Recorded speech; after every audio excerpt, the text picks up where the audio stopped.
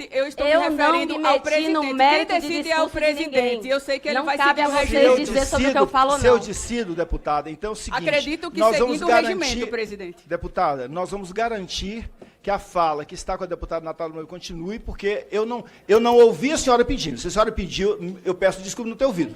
A senhora... Não, mas também do Éder Mauro está na mesa e não significa. Também do Marco Feliciano está na mesa e não está pedido. Também do Tadeu Venere está na mesa e não está pedido.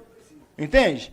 Então, tanto que se o Tadeu Venere pedir junto com a senhora, né, a senhora tem a precedência, agora a senhora pediu primeiro. Mas aqui com a Natália Bonavides, a palavra. Reponho. Já repôs seu tempo, Natália? Já repôs. Obrigada, presidente, por restabelecer a ordem. É realmente chocante o esforço que a bancada bolsonarista está fazendo hoje para calar quem tenta debater, não só o mérito do projeto, mas qualquer outro assunto que eu queira debater aqui, viu, deputada? Porque as nossas falas, quem escolhe o tema somos nós, né? Como a senhora muito bem sabe. Então, continuando, presidente, é muito interessante que esse projeto tenha vindo a voto justamente nesse dia, depois da Marcha das Mulheres Negras, e vindo também como uma celebração de uma marcha que teve como pauta, inclusive, a reparação. É que a gente não pode esquecer que a maior violação de direitos humanos em massa que aconteceu no Brasil foi justamente a escravidão. E agora eu queria, além disso, trazer alguns comentários. Nós estamos numa semana fundamental para a democracia.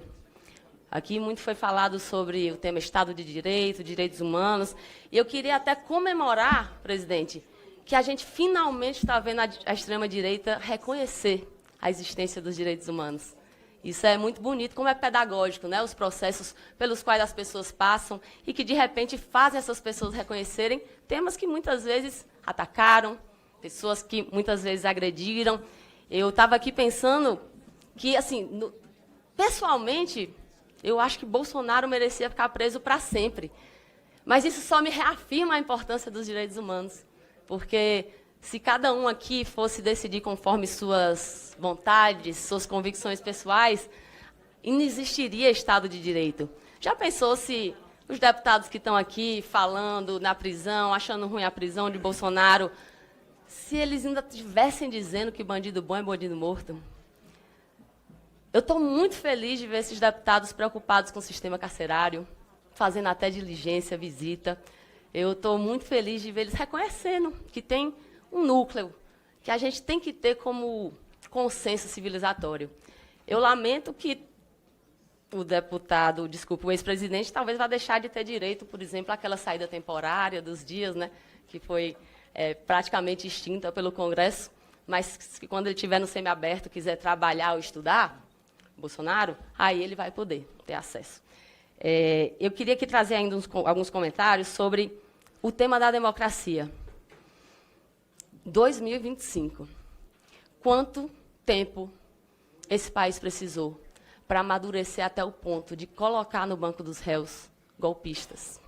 Eu sou de Natal, Rio Grande do Norte, presidente. Queria lhe dizer o que eu estava fazendo no dia do segundo turno.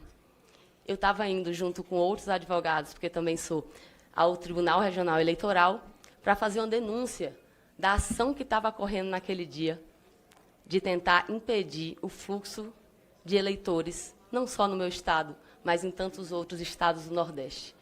E eu trago também essa alegria de ter visto funcionar de forma pedagógica e justa o nosso sistema, porque aqueles atos representaram uma forma de jogar no lixo o voto do nosso povo.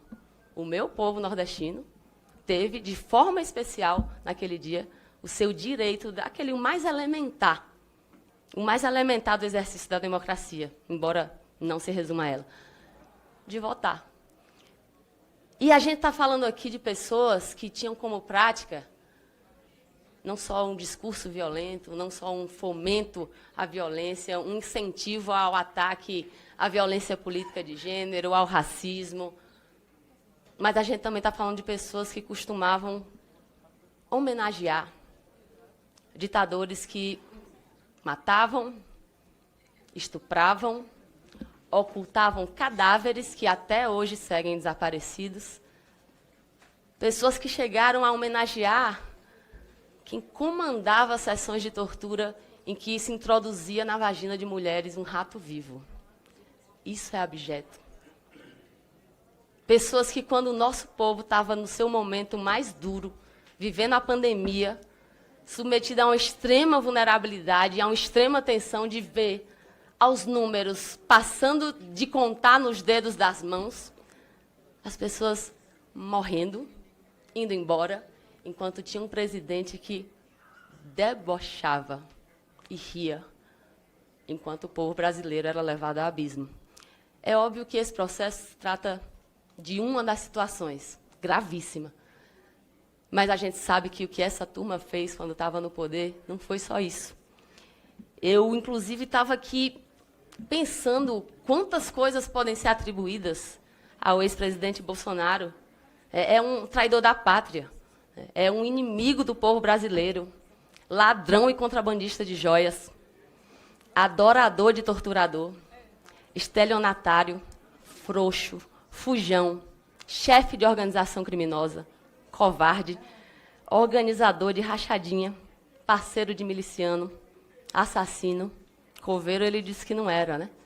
Um genocida, um mentiroso compulsivo, um obstrutor da justiça, um fraudador de cartão de vacina, um traficante de medicamento proibido, essa foi uma das mais recentes que a gente descobriu, um espalhador de vírus, uma fraquejada da humanidade, um propagador de fake news, um racista, um mau militar, um péssimo presidente. Nós estamos comemorando esse resultado judicial, não porque se ache bom alguém preso, essa cena toda que eles estão fazendo, de repente todo mundo ficou doente, há um mês estavam dizendo que era um candidato a presidente, que ia rodar o Brasil, e aí de repente está todo mundo doente, sem condições, um ex-ministro que disse que desde 2018 estava com Alzheimer. Alzheimer é uma doença séria, presidente. E que está sendo usada agora para se referir a um período, inclusive, em que esse condenado estava exercendo um mandato no governo federal. É um momento também muito pedagógico. É óbvio que punir golpistas não garante que nada errado venha acontecer depois. Mas se a gente não pune, isso é praticamente uma certeza de que vai acontecer de novo. E a gente está falando do ex-presidente que, quando era deputado, tinha na porta do seu gabinete um cartaz que dizia assim: quem procura osso é cachorro. Ele se dirigia aos familiares daquelas pessoas que foram assassinadas pela ditadura e tiveram os seus corpos ou escondidos até hoje ou destruídos. Ele se dirigia a essas famílias como cachorros. E foi essa omissão do nosso país, e é preciso que isso também seja reconhecido, em tratar dos temas da ditadura, em tratar de como ficou o sistema institucional do Brasil depois da ditadura, de quais coisas permaneceram como vícios que se consolidaram e que hoje seguem, fazendo com que em muitos porões siga tendo tortura. É por tudo isso que a gente tem que celebrar o que aconteceu nessa semana. E a gente tem falado muito sobre o ex-presidente, hoje condenado, preso, Jair Bolsonaro. Mas eu queria ainda aqui mencionar a importância simbólica e pedagógica da condenação dos generais que tentaram dar um golpe. As nossas Forças Armadas precisam disso, que isso aconteça. Quando o Bolsonaro foi presidente, ele fez que o Exército lançasse uma ordem do dia dirigida a todo o seu público, dizendo que o golpe de 64 teria sido um marco na democracia. Eles gastavam dinheiro público para comemorar um golpe que instalou uma ditadura que assassinava brasileiros. E nunca havia acontecido nada.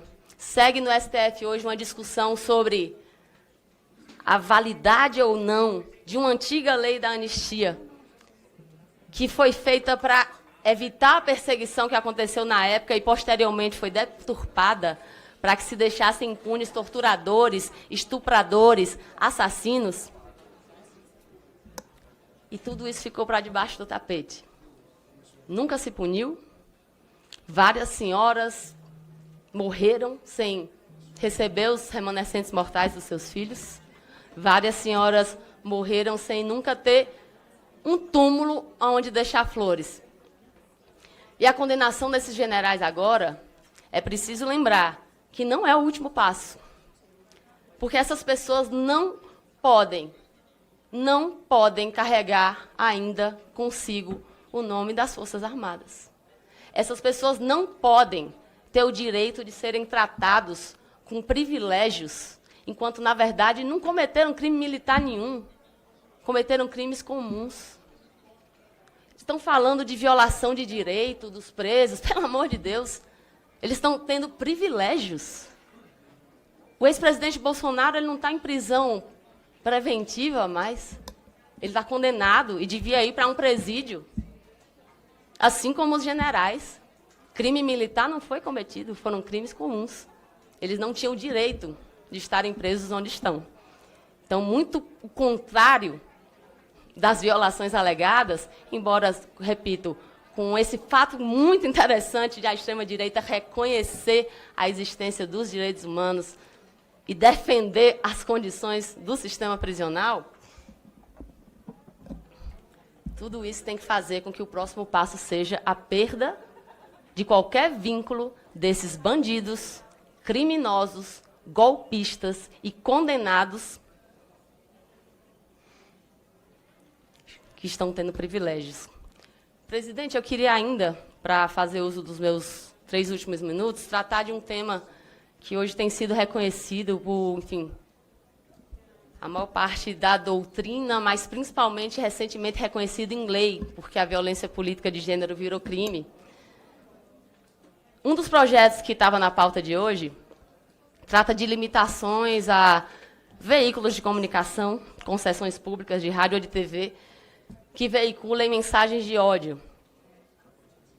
Uma vez, um apresentador, Ratinho, disse ao vivo em seu programa que, por causa de um projeto de lei meu, eu deveria, como sempre, né, esse tipo de masculinidade que eles exercem, que eu deveria costurar as cuecas do meu marido, e perguntou se alguém teria uma metralhadora para resolver o problema. Depois que isso aconteceu, eu cheguei a receber e-mails dizendo que iam cortar minha cabeça e jogar no lixo, mencionando endereços, telefones, nomes. Eu recebi todo tipo de ameaça, não só de morte, porque isso é absolutamente recorrente. Quando se trata de violência política de gênero, nunca é só aspas, de morte e ameaça. Sempre envolve violência sexual, né? Ameaças de estupro e coisas do tipo. E a gente vê isso aqui todos os dias, cotidianamente acontecendo. Não foram poucas as vezes que eu ouvi de meninas mais jovens que admiravam o meu trabalho, mas mas não gostariam de estar lá. Achavam que não conseguiriam estar lá.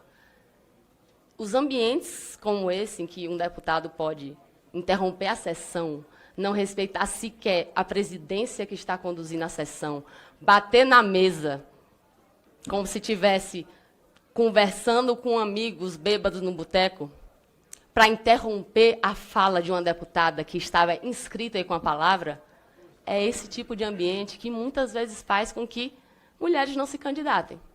E aí vem aquele discurso ridículo de que mulher não tem interesse. Essa Câmara precisa urgentemente pensar em medidas mais efetivas para garantir a voz das mulheres dessa casa. A cena que a gente presenciou aqui, de um deputado absolutamente mostrando um descontrole, implodindo a sessão, fazendo com que o tema de Acarajé ter como capital Salvador, e nem isso vai passar hoje, foi como um desenho assim, do que é violência política de gênero. Grita, berra, até ver se ela perde a palavra. Até ver se ela cansa de pedir a palavra. Até ver se a voz dela está interrompida.